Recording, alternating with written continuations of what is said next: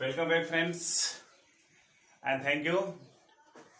यदि मैं कहना चाहूँगा कि अगर आप मेरे इस चैनल पर पहली बार आए हैं तो कृपया आप मेरे चैनल एसआई लर्निंग को सब्सक्राइब कर लीजिए और साथ में आप बेल आइकन को भी दबा लीजिए ताकि मेरे द्वारा डाला गया जो वीडियोज है उसका नोटिफिकेशन आप तक पहुँचे और आप उसका लाभ उठाएं।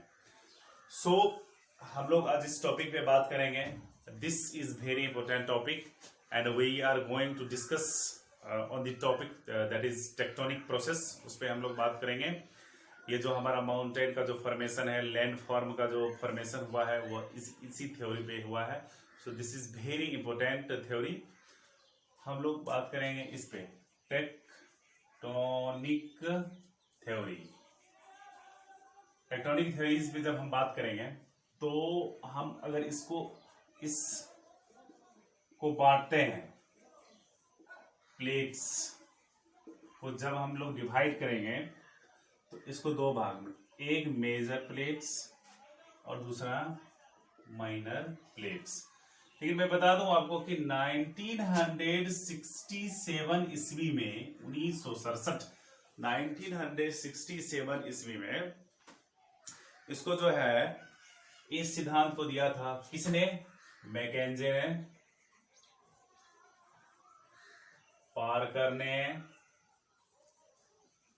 और मॉर्गन ने। इन तीन साइंटिस्ट ने मिलकर के इस थ्योरीज को दिया था 1967 ईस्वी में। किसको? प्लेट टेक्टोनिक्स को।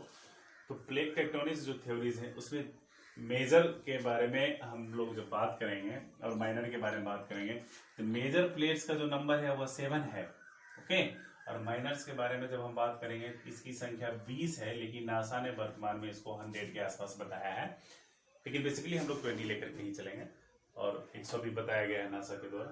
तो इसमें जो मेजर प्लेट्स हमारे पास 7 है, तो आइए हम लोग इस मेजर प्लेट्स का 1 बाय 1 डिस्कशन करना शुरू करते हैं।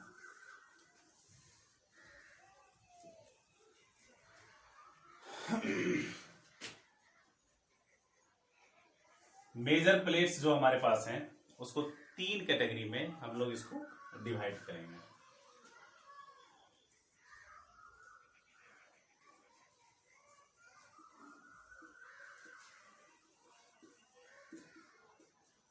आइए 3 में हम कर दिए। Divergent, convergent and third transform. ये 3 ऐसे हैं जिसमें हमने इस प्लेट्स को बांटा है। डाइवर्जेंट में क्या होता है कि जब दो प्लेट एक दूसरे से दूर जा रही होती हैं तो ये डाइवर्जेंट प्लेट्स थ्योरी कहलाता है। कन्वर्जेंट प्लेट्स में क्या होगा कि जब दो प्लेट एक दूसरे के नजदीक आ रही होती है तो ये कन्वर्जेंट प्लेट होता है। ट्रांसफॉर्म प्लेट्स में क्या होता है कि जब दो प्लेट एक दूसरे के पैरेलल चले, पैरेलल 2 कंडीशन में चला जा सकता है, या तो आप ऐसे पैरेलल जाओ या तो आप एक दूसरे के विपरीत बारे में पैरेलल जाओ। इस 3 चीज को हम लोग देखेंगे। तो डाइवर्जेंट, कन्वर्जेंट एंड ट्रांसफॉर्म। और अगर हम कन्वर्जेंट प्लेट टेक्टोनिक्स की बात करते हैं इसको हम 3 कैटेगरी में बांटेंगे। और इस 3 कैटेगरी में बांटने के बाद क्या होगा, एक हो जाएगा आपको continental to oceanic.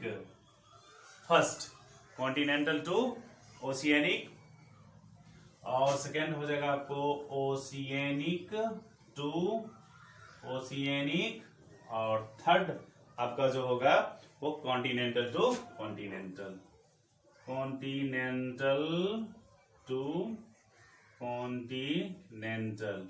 So first of all आइए हम जरा इसको देख लेते हैं कि continental and oceanic means, continental means land area and oceanic means water bodies area. So अच्छा, ये कन्वर्जेंट में हो गया जब दो बाउंड्री एक दूसरे के समीप आएगी। तो इस 3 प्रकार आप लोग इसका स्क्रीनशॉट ले लीजिए। सो हम लोग अभी जो है इसके एक पोर्शन पे डिस्कस करने वाले हैं, तो इसका आप लोग स्क्रीनशॉट ले लीजिए। हाँ, आपको मेरा क्लास कैसा लगता है इसके बारे में मुझे भी जानने की बहुत क्यूरियोसिटी रहती है, तो आप लोग कमेंट बॉक्स में उसको लिखिए कि हाँ सर किस तरह से आपका क्लास है। तो आइए सबसे पहले हम लोग डाइवर्जेंट के बारे में बात कर लेते हैं। डाइवर्जेंट प्लेट थ्योरी, इस पे जब हम बात करेंगे तो ये दो प्लेट्स जब एक दूसरे के दूर जा रही होती है, तो सपोज करो कि ये क्रस्ट है, the upper part of the earth ये है, यहाँ इसके अंदर में जो मैग्मा है, ये मैग्मा ऑब्वियसली हीट होता है, गर्म होता है। तो जब इसमें कन्वेक्शनल करंट होगा तो निश्चित रूप से क्या होगा, कन्वेक्शनल करंट होगा तो यह इस भाग को गर्म करेगा। और हम जानते हैं कि जब हम किसी वस्तु को गर्म करते हैं तो उसमें लचीलापन आ जाता है, उसकी जो सॉलिड वाली जो बात होती है उसमें कम हो जाता है, तो उसको हम डिजायर्ड शेप में तोड़ सकते हैं गर्म करने के बाद। जो काफी हार्ड होता है उसको गर्म करने के बाद उसमें थोड़ा सा लचीलापन आता है। ये सरफेस जो है, जब यह कंटिन्यू कन्वेक्शनल करंट यहाँ पर फ्लो होते रहेगा तो यह गर्म होगा थोड़ा सा लूज होगा तो यह गर्म होने की वजह से इसका ये भाग ऐसे रेज्ड हो जाएगा, फिर ऐसे हो जाएगा, चूंकि ये तो फिर कन्वेक्शनल करंट यहाँ आ गया, फिर आगे वाले में कन्वेक्शनल करंट ये इसका जो अमाउंट है वो बढ़ता जाएगा, तो फिर ये ऐसे भी हो सकता है, ऐसे भी हो सकता है। तो एक समय ऐसा आएगा कि इसकी इलास्टिसिटी खत्म हो जाएगी, इलास्टिसिटी खत्म हो जाएगी तो यह ब्रेक कर जाएगा, टूट गया तो मैग्मा यहां से बाहर आ सकता है। तो इस टूटने के क्रम में क्या है कि एक प्लेट आप देख रहे हो इधर जा रहा है और एक प्लेट इधर जा रहा है, तो इस बीच में जब यह मैग्मा बाहर निकलेगा और जब यह मैग्मा ठंडा होगा तो कोई ना कोई फॉर्म जो है वो बनाएगा, क्रिएट करेगा, लैंड फॉर्म्स बनाएगा। तो यहाँ पे कुछ लैंड फॉर्म्स वगैरह बन सकते हैं। तो यहाँ पर देख रहे हैं कि जब दो प्लेट एक दूसरे के दूर जा रही है तो उसके बीच का जो भाग है उस भाग में कुछ ना कुछ लैंड फॉर्म्स क्रिएट हो रहा है, इसलिए हम डाइवर्जेंट प्लेट थ्योरी को बोल सकते हैं constructive plate theory. Constructive plate theory क्यों? क्योंकि इसमें कुछ फॉर्मेशन बन भी रहा है। एंड वन मोर थिंग जो आपको याद रखना है, यहाँ पर आपको क्या बन सकते हैं, यहाँ पर आपको वोल्केनो भी आ सकता है, अगर बनने के लिए तो माउंटेन भी बन सकता है, और उसके बाद यहाँ पर आपको जो है अर्थक्वेक, ये तो आएगा ही आएगा, अर्थक्वेक तीनों कंडीशन में आएगा। अर्थ जहां पर टेक्टोनिक वाली बात होगी अर्थक्वेक कॉमन है, आप उसमें सीधा टिक मारना तो आपका सही होगा। तो divergent plate theory is also known as constructive plate theory, क्योंकि जब यह दोनों प्लेट एक दूसरे से दूर जाती हैं तो इस बीच में एक फॉर्म होता है, लैंड फॉर्म्स बन रहा है, इसलिए हम इसको आपको कंस्ट्रक्टिव प्लेट थ्योरी बोलेंगे। अब दूसरा जो है आपका वो डाइवर्जेंट, हाँ आप देख लिए हैं, अब देखिए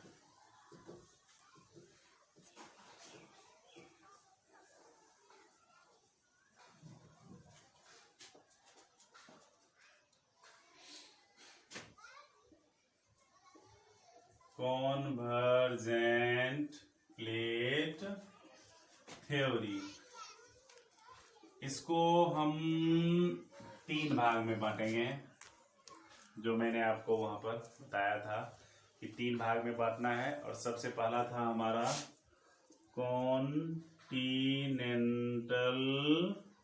टू ओशियनिक, और उसके बाद था ओशियनिक टू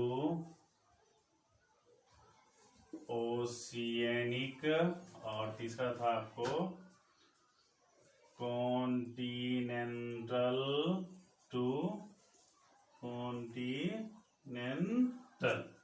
नहीं, ये 3 चीज जो हम लोगों को अभी देखना है। कॉन्टिनेंटल टू ओशियनिक के बारे में जब हम बात करेंगे, देखिए कॉन्टिनेंटल मीन्स हो गया आपका लैंड साइज, नहीं the land mass, and oceanic का मतलब आपका जो होता है वो निश्चित रूप से क्या होता है, यह वाटर बॉडीज से रिलेटेड है। तो आइए हम लोग बात करते हैं इस पे। तो वन मोर थिंग जो आपको जानना है, तो यह जानना है कि दी डेंसिटी ऑफ कॉन्टिनेंटल प्लेट्स नहीं is less than the density of oceanic plates. कि ओशियनिक प्लेट का जो डेंसिटी होता है वह कॉन्टिनेंटल प्लेट के डेंसिटी से हाई होता है, ज्यादा होता है। तो इस पे जब हम लोग चलेंगे तो continental the density of continental plates is less than the density of oceanic plates.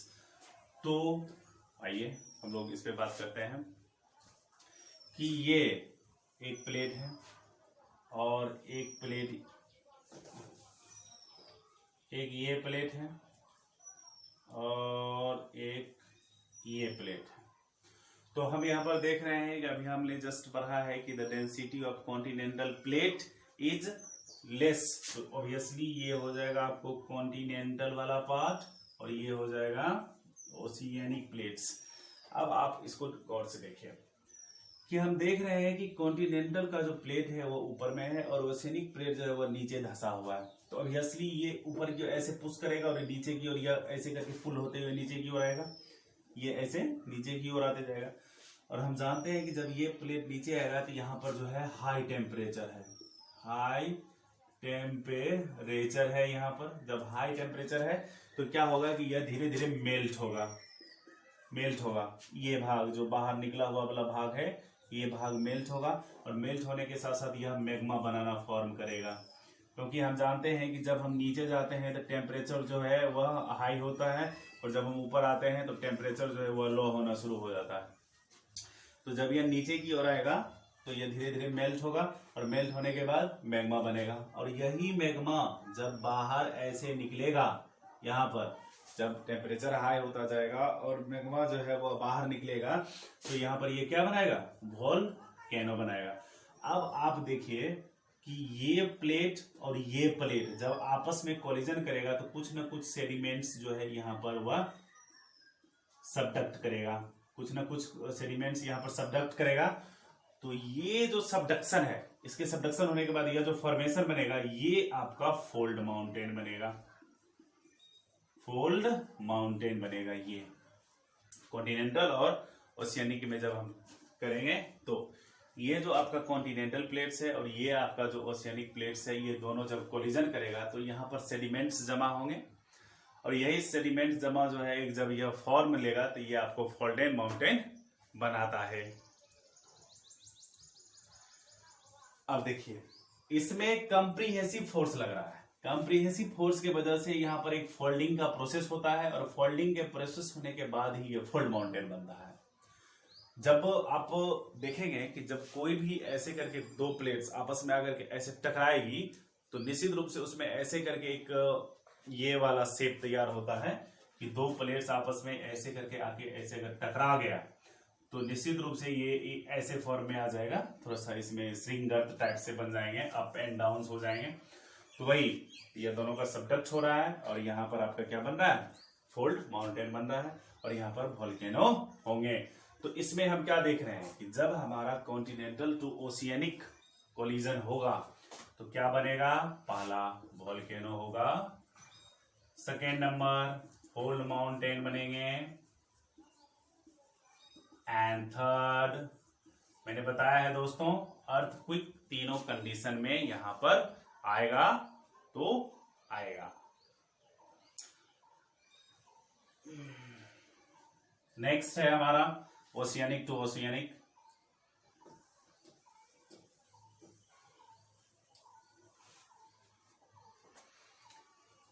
Oceanic to oceanic में जब इसके बारे में हम बात करेंगे इसमें भी हमने ऐसे करके दो प्लेट्स बनाए हैं। अब इसमें आप इससे पहले वाले में हमने बात किया था कि जो कॉन्टिनेंटल प्लेट्स है उसका डेंसिटी कम है, इसलिए ओशियानिक प्लेट्स के वो ऊपर है, और ओशियानिक प्लेट्स का डेंसिटी हाई है, इसलिए वह कॉन्टिनेंटल प्लेट के नीचे है। यहाँ पर हम दोनों बात कर रहे हैं ओशियानिक प्लेट्स के बारे में बात कर रहे हैं, तो ऑब्वियसली जिसका डेंसिटी ज्यादा होगा वह नीचे है, और जिसका डेंसिटी कम होगा वह ऊपर है। तो इसमें भी वही सारी प्रक्रियाएं होगी, ये दोनों आपस में कोलिजन करेगा और यह नीचे आना शुरू करेगा। जब नीचे आएगा यहाँ पर, तो ये भाग जो है वह मैक्सिमम टेम्परेचर वाला भाग है, और जब मैक्सिमम टेम्परेचर वाला भाग है तो यहाँ मैग्मा है, और यही मैग्मा जब इसको फाड़ करके बाहर निकलना शुरू करेगा तो यही बनाएगा वोल्केनो, ये वोल्केनो बनाएगा। और यहाँ पर जब सबडक्शन होगा, जब यहाँ पर कोलिजन होगा, यहाँ पर सेडिमेंट्स पानी होने की वजह से यहाँ पर नो सेडिमेंट हो जाता है, सेडिमेंट्स यहाँ पर एक जगह एकत्रित हो नहीं पाते हैं, तो कुछ फॉर्मेशन बनता नहीं है। और चूंकि यह ओशियानिक वाला भाग है, तो इस तरह से जब यही ओशियानिक वाला जो रीजन है ऐसे शेप में पैसिफिक ओशियन में अगर इस तरह से जहां जहां मिल रहा है और वहां पर वोल्केनो का इरप्टेशन होना शुरू होता है, तो ये एक रिंग का रूप ले लेता है, और यही रिंग ऑफ फायर होता है जो पैसिफिक ओशियन में है। और रिंग्स ऑफ फायर जो पैसिफिक ओशियन में है, उसके होने के पीछे कारण क्या है, किस प्रकार का कोलिजन है, वो कोलिजन है आपका ओशियानिक टू ओशियानिक, और यह ओशियानिक टू ओशियानिक कोलिजन है, और ये आता है आपको कन्वर्जेंट प्लेट थ्योरीज में आता है। ओके, थर्ड है हमारा कॉन्टिनेंटल टू कॉन्टिनेंटल।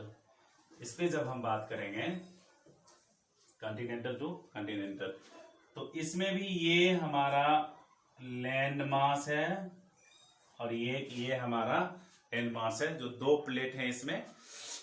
जब ये दोनों प्लेट यहां पर जब हम बात करेंगे, जब यह कॉन्टिनेंटल एंड कॉन्टिनेंटल दो प्लेट्स हैं हमारे पास, कॉन्टिनेंटल टू कॉन्टिनेंटल बात करेंगे, तो यहां पर वाटर बॉडीज है, वाटर बॉडीज जो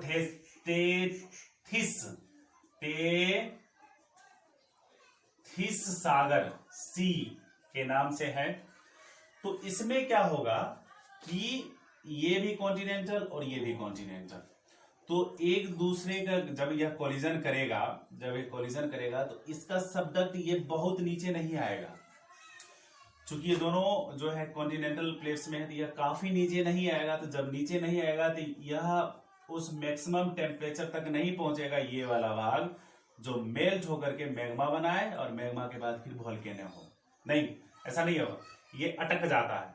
तो अटकने के बाद इसमें और इसके बीच में जो कोलिजन होगा, उस कोलिजन के वजह से यहाँ पर सेडिमेंट्स जो है जमाव लगना शुरू होगा। तो यही सेडिमेंट जो है फ्यूचर में द ग्रेट हिमालय के नाम से बना है।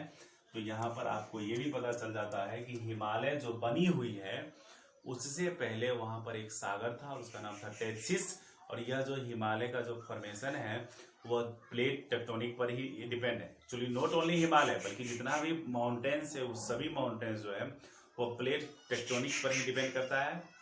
और हिमालय में जब हम इस प्लेट्स के थ्योरीज के बारे में बात करेंगे कॉन्टिनेंटल टू कॉन्टिनेंटल, तो इसका यहाँ पर ज्यादा अंदर तक ये आ नहीं पाता है, तो आएगा नहीं, तो पिघलेगा नहीं, और जब पिघलेगा नहीं तो मैग्मा में कन्वेक्शनल करंट उत्पन्न नहीं होगा, तो यह बाहर नहीं निकलेगा। तो इस प्रकार आप हिमालय रीजन में चले जाइए, वहां पर वोल्केनो आपको नहीं मिलेगा, कारण यही है वोल्केनो नहीं मिलने का। तो इस चीज से हमको ये पता चल रहा है। अब एक है आपको, अब देखिए इसमें क्या हो रहा है कि दोनों प्लेट में फॉर्मेशन नहीं हो रहे हैं, कहीं ना कहीं इसमें जो है आपको डिस्ट्रक्टिव वाला बात है। So convergent plate theory is also known as destructive plate theory. हमने देखा था कि डाइवर्जेंट प्लेट थ्योरी में कुछ बन रहे थे तो वो कंस्ट्रक्टिव था, और इसमें कुछ टूटने वाली बात है, तो यह निश्चित रूप से आपको डिस्ट्रक्टिव प्लेट थ्योरी में ये आता है। और हम लोगों ने अभी ये भी देख लिया है कि हिमालय का फॉर्मेशन होता है, और हिमालय से पहले वहां पर टेथिस नाम का एक सागर हुआ करता था, और हिमालय का जो फॉर्मेशन है वो कॉन्टिनेंटल टू कॉन्टिनेंटल प्लेट्स के बीच में आते हैं। तीसरा है आपका transform plate theory. Transform plate theory देखेंगे तो हमने पहले ही बताया हुआ है कि ये जो है पैरेलल वाली बात है, नहीं यह पैरेलल चलेगा, पैरेलल चलता है, पैरेलल दो कंडीशन में चल सकता है, ये भी प्लेट्स हैं और ये भी प्लेट्स हैं, ये दोनों हैं तो एक तो ये भी पैरेलल हो सकता है और या तो फिर आप ऐसे देख सकते हो कि ये भी पैरेलल हो सकता है। तो इन दोनों पैरेलल के बारे में जब हम बात करेंगे तो इन दोनों पैरेलल में हम देखेंगे कि जब नहीं दो चीज, ये दोनों चीज अगर ये पैरेलल में है, अगर यह दोनों ऊपर की ओर जा रही है तो ज्यादा घर्षण और फ्रिक्शन वाली बात यहाँ नहीं हो रही है, लेकिन जब ये उल्टा दिशा में ऐसे करके जाएगी तो मैक्सिमम फ्रिक्शन होगा और आपको इसमें जो है अर्थक्वेक नहीं के बराबर होता है, लेकिन इसमें जब दोनों एक दूसरे के विपरीत जा रही होती हैं प्लेटें, इस प्लेट में मैक्सिमम अर्थक्वेक वाला रीजन होता है कि सबसे ज्यादा अर्थक्वेक प्रोन एरिया जो होता है यही होता है। और इसमें ट्रांसफॉर्म प्लेट थ्योरी में जो होता है इसको कंजर्वेटिव प्लेट थ्योरी भी कहते हैं, कंजर्वेटिव प्लेट थ्योरी भी बोला जाता है। क्यों? क्योंकि इसमें ना तो फॉर्मेशन होता है और ना ही डिस्ट्रक्शन वाली बात होती है, ना तो फॉर्मेशन होता है और ना ही डिस्ट्रक्शन वाली बात होती है, ये दोनों चीज नहीं होता है, इसलिए इसमें इसको कंजर्वेटिव कहा जाता है। तो हेलो फ्रेंड्स, अगर आपको ये वीडियो अच्छा लगता है, आप को अगर ये क्लास समझ में आ रही है, आपको ये वीडियो अच्छा लग रहा है तो निश्चित रूप से आप अपने दोस्तों में इसको शेयर कीजिए और मेरे चैनल SI लर्निंग को सब्सक्राइब कीजिए। Thank you.